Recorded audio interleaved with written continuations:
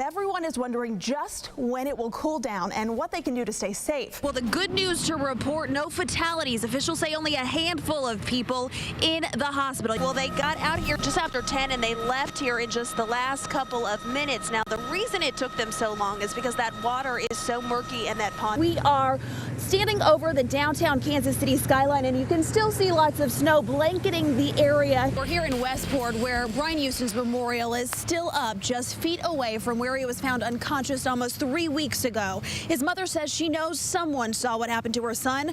She's hoping they'll just step forward. We are pretty close to one of the areas hardest hit. There are about 30 trailer homes about 100 feet away from here just destroyed.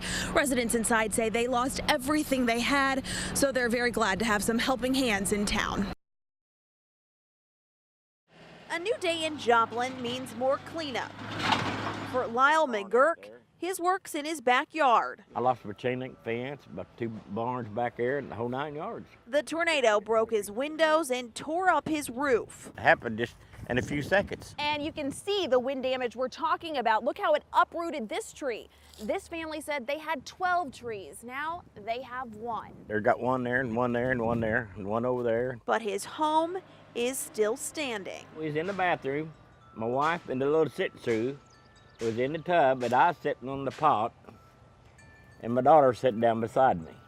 And we thought that the roof was gonna go off the house any time, because he just. His family still has a bed to sleep in and can even watch TV. But when you look out from Lyle's front porch, you can see just how lucky this family was. It's just amazing we're still here. They were spared by the tornado. His neighbors across the street were not. What they're living in that fifth-wheel trailer down there. The McGurks, who live at 16th and Duquesne, the edge of the tornado's destructive path, 20th right first, can now see for miles. But somehow, this home was spared. Well, we're thankful for that. You know, thank God up here, because, you know, anytime we could have been. Lyle says he doesn't know why his family escaped the tornado, but every time he looks across the street, you can bet he's counting his blessings. In Joplin, Christina, Medina, NBC Action News. This is my side of the room. 18-year-old Zachary Zumwalt gives us a tour of his room. Bath stuff. It's filled with movie posters. Clean clothes I need to put away. And his stereo. I love and joy. But what Zach's most grateful for? I haven't actually had my own room or half a room at that ever. Split. His cousin lets him share the room. Do you have an A? It was just last summer when Zach ended up Homeless and unaccompanied youth. He was sleeping on the floor with 4 other family members in one room, but his mother kicked Zach out. She just said, don't come home. I don't want to see you again. And I didn't know what to do. I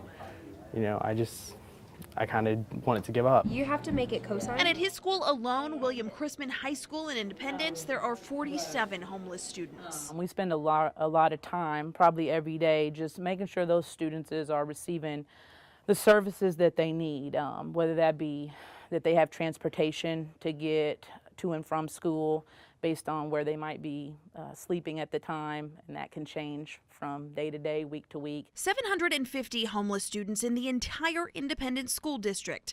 In Kansas City, Missouri public schools, 852.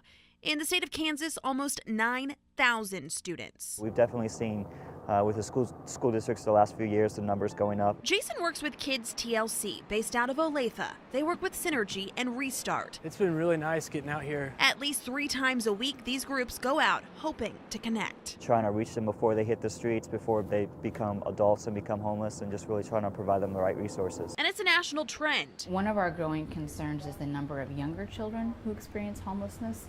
We know, for example, that of kids who are living in federally funded homeless shelters, 53% are under the age of 6. But Duffield says there are still those families who don't tell anyone. Children who are experiencing homelessness are essentially invisible in the classroom as well as in the community. Then there's a real struggle to help them, and they often fall through the cracks. This is a March 1st deadline. While the numbers continue to grow, educators try their best to provide support. It breaks your heart, but you can't let it break your heart. Because Hurt says there's work to do. And in some cases, despite all the obstacles, these students find a way to succeed. I guess I'm tired of failure. I'm tired of seeing so many people fail and the failure of my family, and I'm like a first-generation college student. That's right, Zach has plans to make it to college. He just received a $20,000 scholarship to attend any school he wants. His dream? I want to be a surgeon. He is also a finalist in the competitive 6-year pre-med program at UMKC. He is so persistent, his drive and his determination to just succeed at all costs, but yet do it so with such humility. Zach says the most important thing he's learned, ask for help. People don't realize how many resources are out there for homeless and unaccompanied youth students. And these resources kind of give you the hope and the drive to keep going. And somehow, Zach says, the rest becomes possible.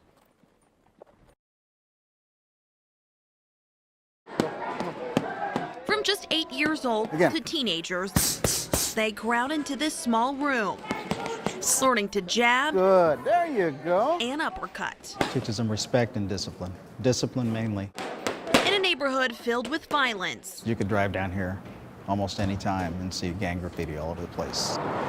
Outside is Strawberry Hill, an area known for gangs. In here, these kids get the chance to get off the streets, if even for just a couple hours. This gym offers them a choice. Give them an alternative, to being a tough guy out there in the street versus being a tough opponent here in the ring. 16-year-old Emilio Ruiz has never joined a gang, but he's been tempted. He says the entire block is filled with gangs and drugs. To avoid it all, Emilio focuses his efforts here with about 300 other boys and girls, led by Coach Greg. Let's get the hand back, 2. I got tired of going to autopsies of kids. Work the body, get inside, work that body and go to the head. Coach Greg is also Detective Greg with the Kansas City, Kansas Police Department. Hands up. As a homicide cop, he's watched gangs run rampant on his streets. Although they won't disclose numbers, police say they track gang activity in part through a gang watch list. We've compiled information as to who this person is that uses this nickname, or who that person is that uses this name, or what gang they're affiliated with. Greg says at least 10 known gang members from that list now box at this gym. He can't name names, saying gangs would target them. Let's see your footwork too. But he hopes that he can get to these kids before it's too late. I lost like 5 friends already because of gangs. 5 friends, all teenagers, the youngest 14 years old. 4 shot to death in drive-bys. 1 committed suicide. You get in a gang, you're a target already. And all 5 died this past summer. I don't want my family to be sad, crying every night. I don't want to see my mother like that. 2 jabs and a right. Boxing inspires Emilio. Get out of this area and make something of myself. As for the 10 boxers on that gang watch list, what's happened to them now? They're not on that list anymore. Work fast, just don't kill him. Coach Greg gives all the credit to the kids and says he'll keep training. That's a good jab. Because when they're in here, they're off the streets and out of trouble. Although no one would talk on camera, neighbors tell me crime is decreasing, and they credit the gym, open now just over a year. Coach Greg and volunteers foot the bill to keep it open with the help of a little grant money.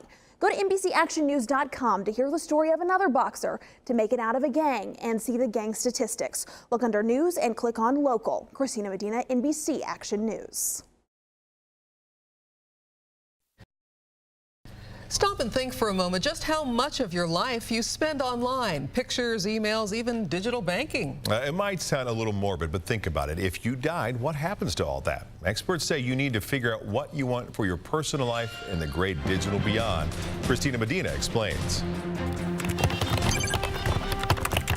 Matt Toney's from Kansas City spent a lot of time online. He's kind of like the new generation of ufologists. He's very serious about it. He wasn't a nutcase like some of these characters are.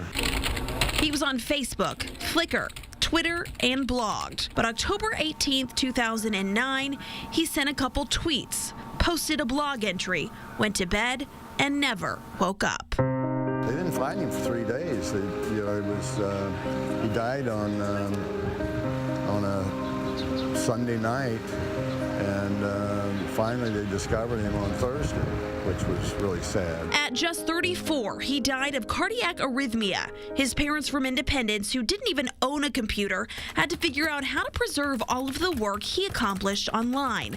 They leaned on his friends. But in the end, I had to guess the password to open up his laptop after he died. Good thing they found a manuscript he'd finished, and his book was published a year after he died. He was still pushing and still innovating and still thinking, and in the midst of so much creativity and so forth, that the least we could do was to do something to facilitate the further spread of those ideas. It's amazing, all the friends he had out there just because of blogging, internet.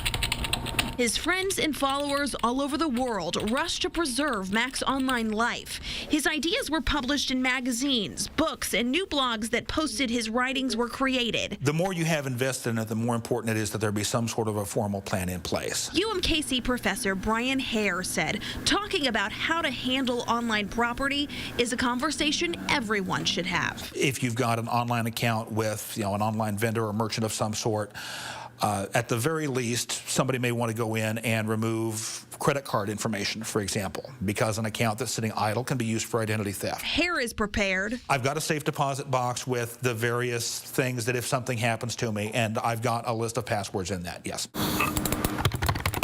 In Mac's case, no one ever asked him how he wanted his online property handled, but his friends think Mac would approve with their decision to leave it all up. I think he would be glad to have it floating around on the web. And it's a conversation his friends and followers all over the world have started talking about. What's their wish for their own digital beyond? And here is the tough part. Every company has a different policy on how to handle this. Some people are even appointing digital executors in their will. Now, one tip that we did learn was not to put your passwords and your account information in your will, because then it becomes public property. So you need to write it down and put it in a safety deposit box. Well, but you think about it, if you have a lot of accounts like Facebook and Twitter, your email, your YouTube, how do you manage all that for someone else? We spoke to two men who wrote a book, The Digital Afterlife, and they now have a website that pretty much walks you through all of the popular sites like Facebook, Gmail, Yahoo. So we've got tips posted on our website that'll walk you through all of that. It's on NBC Action News right under Special Reports. Information we all need. Thank you. Good evening, I'm Christina Medina. Amy and Cynthia have the night off. Everyone is wondering just when it will cool down and what they can do to stay safe. We have team coverage tonight. Lisa Benson spent the day with Little League parents and coaches, and meteorologist George Waldenberger is monitoring the latest with the forecast. Let's get right to George. All right, George, we'll watch it. Well, to give you an example of how this heat is impacting athletes, the Kansas Special Olympics softball tournament in Baser was canceled today. But not all games were called off. From wet towels to extra bottles of water, coaches and parents are doing what they can to protect young athletes in this heat. Lisa Benson picks up that story. Lisa? Kansas veterans are braving the heat for a special weekend. It's the annual Veterans and Family Reunion at El Dorado Lake. Thousands have shown up for the 24th annual event. It began as a way for Vietnam vets to get together and share their experiences. It's now expanded to include veterans of all wars. A 19-year-old Wichita man is in jail accused of driving drunk and shooting a gun at buildings in a neighborhood. What happened around 6 this morning? Police were called to a home after someone saw the man shooting with a rifle and a shotgun. No one was hurt, but 2 businesses were damaged. The shootings happened hours after the man was released from jail on a DUI arrest. A kayaking trip along the Kansas River leaves a Lawrence man dead. Investigators say 36-year-old Ryan Moore drowned yesterday afternoon. Witnesses say someone saw Moore near the city water plant and then a short time later found an empty kayak floating in the river. Officers say the water around that area became dangerous.